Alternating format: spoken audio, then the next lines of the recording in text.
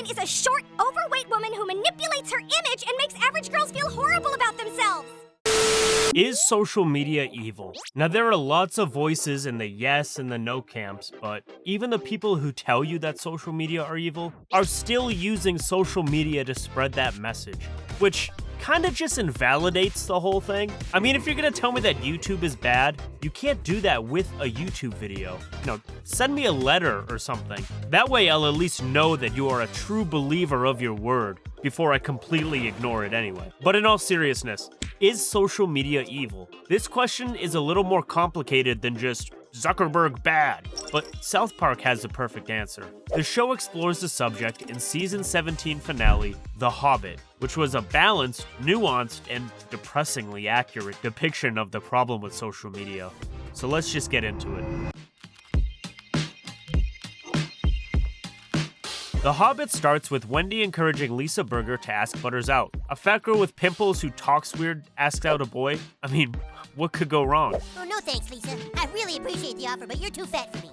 This is the inciting incident of the entire episode. Lisa is crushed by the rejection, and Wendy goes to confront Butters. Lisa Burger asks you out and you call her fat? How dare he call a girl fat?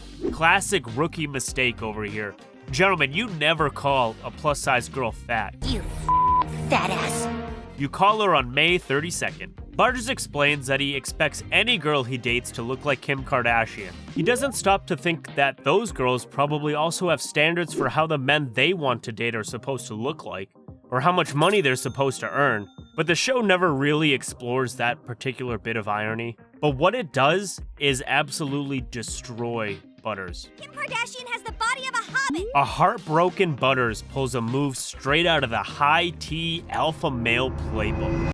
He starts crying, and then he snitches on Wendy to the school counselor. Now, the counselor lets Wendy off with a warning to stop being so jealous. In response to this, Wendy calls Butters into the computer lab. She shows Butters all of Kim Kardashian's Photoshop tricks by turning Lisa Burger into a hot girl.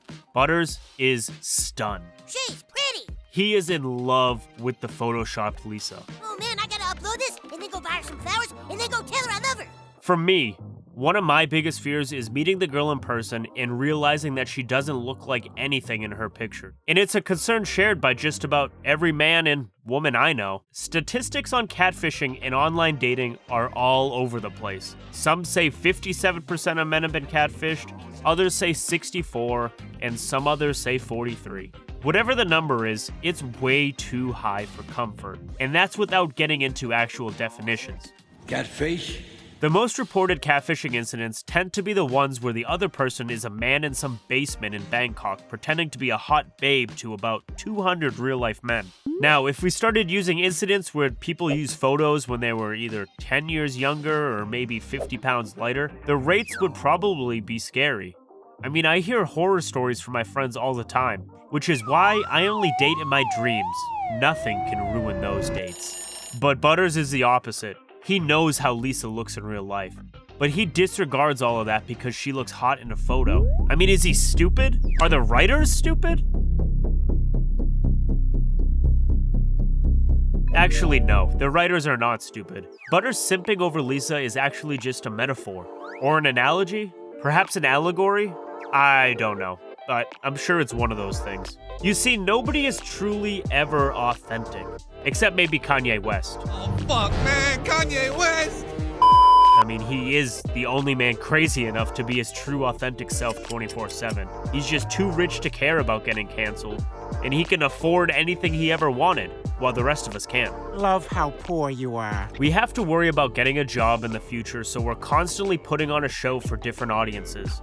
You don't talk to your friends the same way you talk to your parents, and you don't talk to your parents the same way you talk to boomers on Reddit when you're on your alt account. Butters falling for Lisa.jpg here is a clear demonstration of this phenomenon. Falling for a fake persona is actually pretty common in dating. We're usually on our best behavior in the early months. We do and say all the right things to make the girl like us, and then a couple months in, you get comfortable enough to stop showering twice a day. And she gets comfortable enough to tag her ex in a bikini pic of the vacation you just paid for. While you, of course, are nowhere to be seen, but, I mean, that's because you're the photographer. But Butters' romantic fantasies are in trouble. He's not the only one who's seen the hot version of Lisa. Everybody's seen it at this point.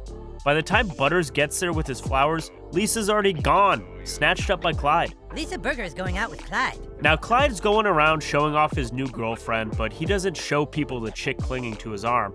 He shows them her hot picture.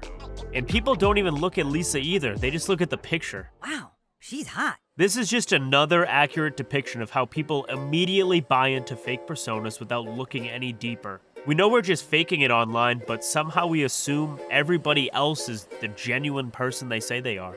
On South Park, everyone is gushing over Lisa like she's the second coming of Anne Hathaway's 20s. Hey, Clyde. Nice score, dude. The only person who sees this insanity for what it is Wendy. But remember, she started this whole thing by photoshopping Lisa. So she states the obvious. Lisa Burger is not hot. She's fat and ugly. And that makes everybody mad. Again, it's a stunningly accurate portrayal of how much people love these delusions. People only like the truth as long as it never proves them wrong. If you have ever argued with anybody online, or in real life for that matter, order, you know just how painfully true this can be. However wrong the idiot that you're talking to is, he or she will never admit that you're right. They're just gonna stick to their guns and keep shifting the goalposts until you just give up on the conversation altogether. Social media simply just amplifies these human weaknesses. While we fake part of our lives every day, that fakery tends to be in a very limited scope. You only have to pretend your boss's joke are funny for what, like 2 minutes a day? You only have to stop cursing when your mom's around.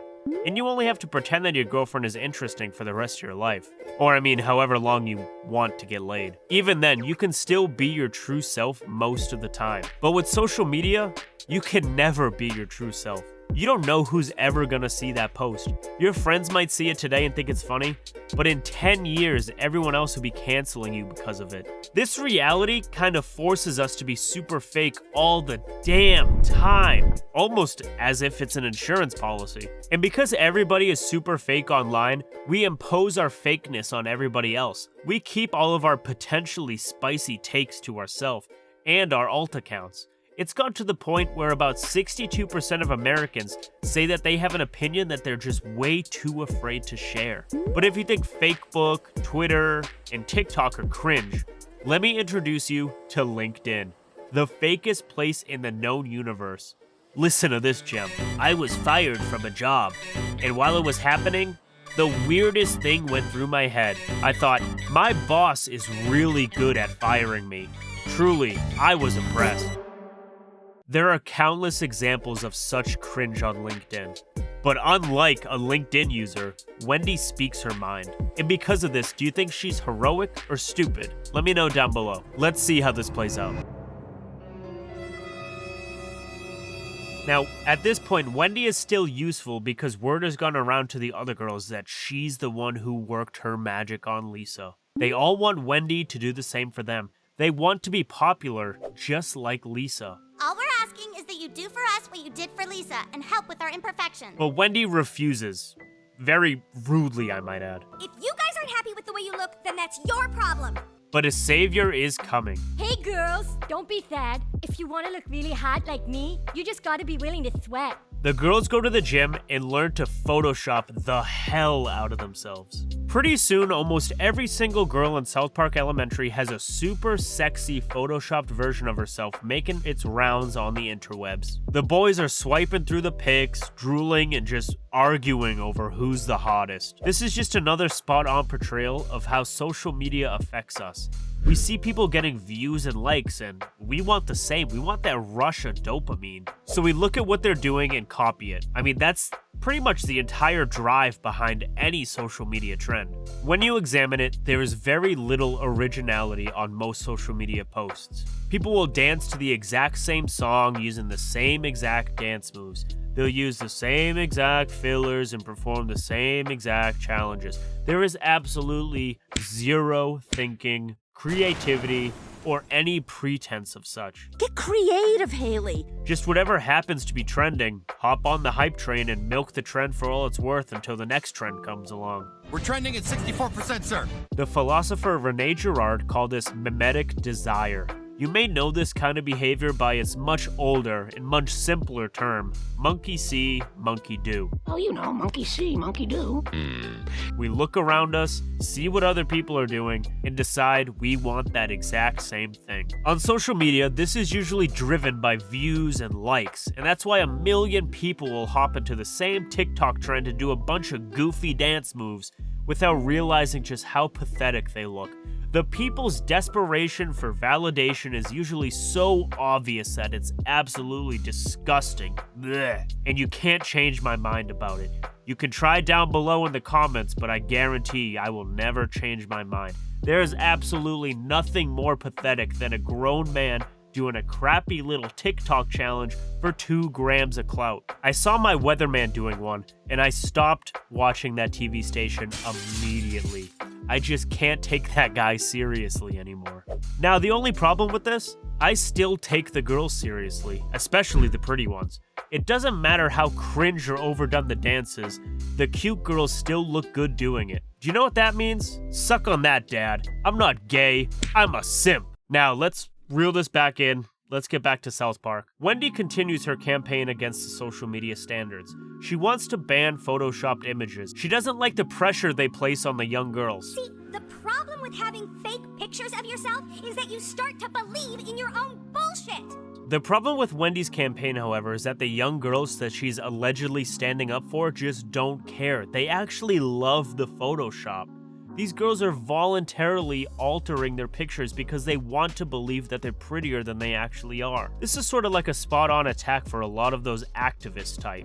Many presume to speak for one group or another, when in reality, they're usually just pushing their own personal agenda, and this is exactly what Wendy is doing. Lots of women use social media every day. They enhance their pictures for all sorts of reasons. Because these pictures are being posted on social media, so views and likes are huge part of it. Some women go beyond the standard enhancement repertoire of teeth whitening, makeup, camera angles, lighting, filters. They're getting Botox, dermal fillers, and even full-blown plastic surgeries.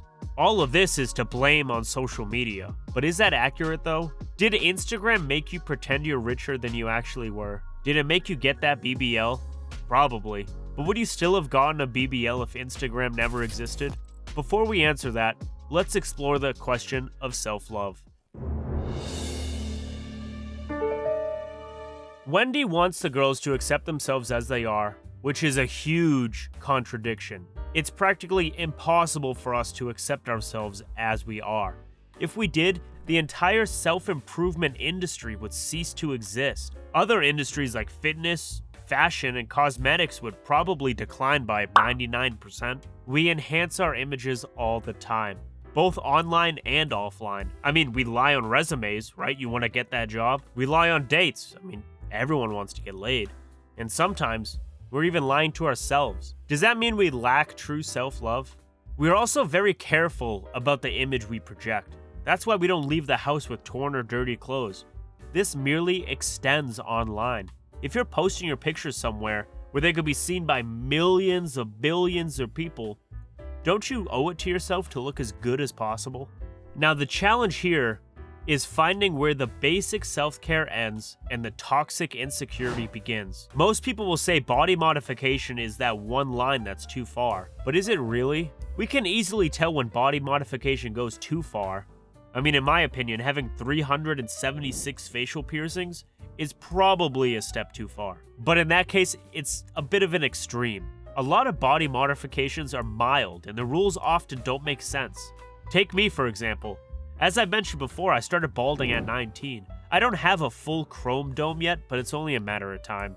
At the moment, I can hide the reality of my retreating hairline with a comb over. Does that comb over mean I don't love myself? I don't think so. Which brings us to level 2. What if I started wearing a toupee? Would that be too much? I mean, society, and myself included, think so. Men who wear wigs get ruthlessly ridiculed, which is why I would rather be a skinhead. But I can't pull that off yet. The skinhead look seems to only work when you're like a jacked gym rat monster. Otherwise, you just look pretty pathetic. But you know the one thing that doesn't get ridiculed? Hair transplants. There is no middle ground. You either embrace the baldness and get mega jacked to compensate, or you shell out thousands of dollars for a transplant. Everything else is considered cringe. Make it make sense, please. Women find themselves in a similar dilemma with social media. They're expected to look hot, but natural. Now, this is not a realistic expectation. The line that separates reasonable body modifications from excessive can be a bit fuzzy and, it's sort of this gray area. And I personally don't even think that's relevant because right here, that's not the real problem. Wendy's fighting the wrong enemy. Matt and Trey show this with the ending of the episode. After her failed war, Wendy surrenders to unrealistic body standards. She starts photoshopping her own photos and emails it to all the boys. Finally, she's just like all of the other girls. But whose fault is this truly? I mean, who actually beat Wendy into submission? Was it Photoshop or something else? Or, as I asked before, would you still get a BBL if Instagram didn't exist? If you're the kind of person to get a BBL, you would still get it even if Instagram didn't exist. Unrealistic body standards are nothing new. Women were developing eating disorders like anorexia and bulimia to stay thin decades before Instagram ever existed. As far back as the Victorian period, where women were cramming themselves into the stifling corsets. They could barely breathe in those things, but they had to project a certain figure, so they endured them. This was before even the radio was invented, so you can't blame mass media. Or you can go back to the Roman Empire in the 1st century BC, where you find women applying makeup on their faces that contain lead and mercury. These women didn't know that those ingredients were toxic. They were just trying to look beautiful. Unrealistic beauty standards seem to be as old as humanity itself. Photoshop didn't bully Wendy into surrendering. She was bullied by all the other people around her. Boys, girls, hell, even the grown-ups. This is not just a woman's problem, by the way. Men suffer from peer pressure too. When I was in elementary school, my friends and I would hide in the isolated corner of the playground and, smoke rolled up piece of paper. We were kids. No one would sell us cigarettes. So we tore sheets of paper off our books, rolled them up, and smoked them as if they were cigarettes. I mean, I didn't like it, but I did it anyway, because, all my friends were doing it, right? And that there is the real problem here. Peer pressure. Women are not using deceptive filters and getting plastic surgeries because Zuck told them to. They're getting them due to a combination of mimetic desire and peer pressure. It's just a big cycle of copying each other that happens every single day on social media. Mimetic desire and peer pressure have existed since the beginning of time. Social media merely amplifies the reach and the spread of this. 100 years ago, a trend starting in New York City might have taken a whole year to reach your sleepy hometown in Iowa. Today, that trend can probably spread across the entire world in 6 hours. The mechanics propagating this mimetic desire and peer pressure remain more or less the same. Monkey see, monkey do. The only thing that has changed is the speed and the scale of the spread. Generally speaking, and as we get older, we get better at resisting peer pressure. When I was 8 years old, I couldn't resist the pressure to smoke rolled up pieces of paper on the playground with my friends. When I got to college years later, I faced the same kind of pressure. A lot of my friends smoked weed and drank alcohol every single day, but I never fell into that trap. I heroically resisted the peer pressure of turning into a drunken stoner by being too broke to afford beers and blunts. Yay. Whichever era of history you're looking at, there are always people who have shown to resist peer pressure and those who couldn't. If the women getting BBLs today lived in the Roman Empire, they probably would be slandering mercury all over their faces. So, to answer the question at the opening of this video, no.